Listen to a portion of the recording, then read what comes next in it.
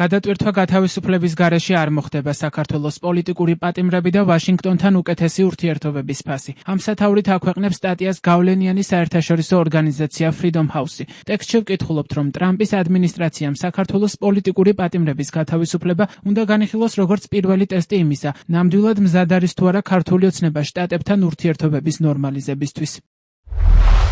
ჟურნალისტი მზია ამაღლობელი დამოუკიდებელი გამოცემების ნეტგაზეთისა და ბათუმელების დამფუძნებელი, ქვეყნის ერთ-ერთი ყველაზე საერთაშორისოდ აღიარებული დაკავებულია. ეს ორი გამოცემა სხვა საკითხებთან ერთად ცნობილი იყო 2024 წლის არჩევნებში მომმართველი პარტიის მიერ ჩადენილი დარღვევების გამოაშკარავებით. ამაღლობელის 2025 წლის იანვრიდან არაპროპორციული ბრალდებებით დაკავება ქართულ ჟურნალისტებს სიგნალს აძლევს, რომ ფაქტების გაშუქება სერიოზულ რისკს შეიცავს. ზვიად ცეცხლაძე ახალგაზრდა აქტივისტი, რომელიც დაკავშირებული ევროკავშირთან მოლაპარაკებების შეჩერების შემდეგ დაწყებული პროევროპული დემონსტრაციების მონაწილეებთან 2024 წლის დეკემბერში საპროტესტო აქციის დროს დააკავეს. ის კვლავაც თბილისის ციხეში იმყოფება და მთავრობის მიერ სტუდენტებისა და ახალგაზრდების აქტივიზმის რეპრესიების სიმბოლოდ იქცა. რეპრესიები ასევე გასცდა ტრადიციულ პოლიტიკურ აქტორებს. ანდრო ჭეჭინაძე, ცნობილი ქართველი მსახიობი და პაატა ბურჭულაძე, საერთაშორისოდ აღიარებული ოპერის მომღერალი, რომელიც ხშირად მღეროდა დემონსტრაციებზე, ორივე დააპატიმრეს საპროტესტო აქციებისთვის, რომელიც ფართომასშტაბიანი რეპრესიების ფონზე მოხდა. ოპოზიციის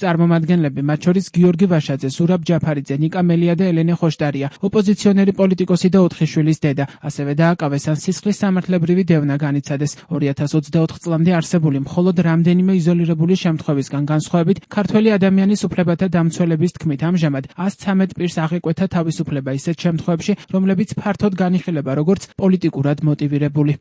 ორგანიზაციის თქმით, ტრამპის ადმინისტრაციამ უკვე აჩვენა, რომ მდგრად ზეწოლას და მაღალი დონის დიპლომატიას შეუძლია პოლიტიკური პატიმრების გათავისუფლება. Freedom House-ი ამ კონტექსტში ბელარუსის მაგალითზე წერს, როცა ჯონ კოულის ძალისხმევით ბოლო თვეების განმავლობაში ბელარუსის ციხეებიდან ასობით დაკავებული გაათავისუფლეს. საქართველოს პოლიტიკური პატიმრებიც მსგავს ყურადღებას იმსახურებენ, ნათქვამია სტატიაში.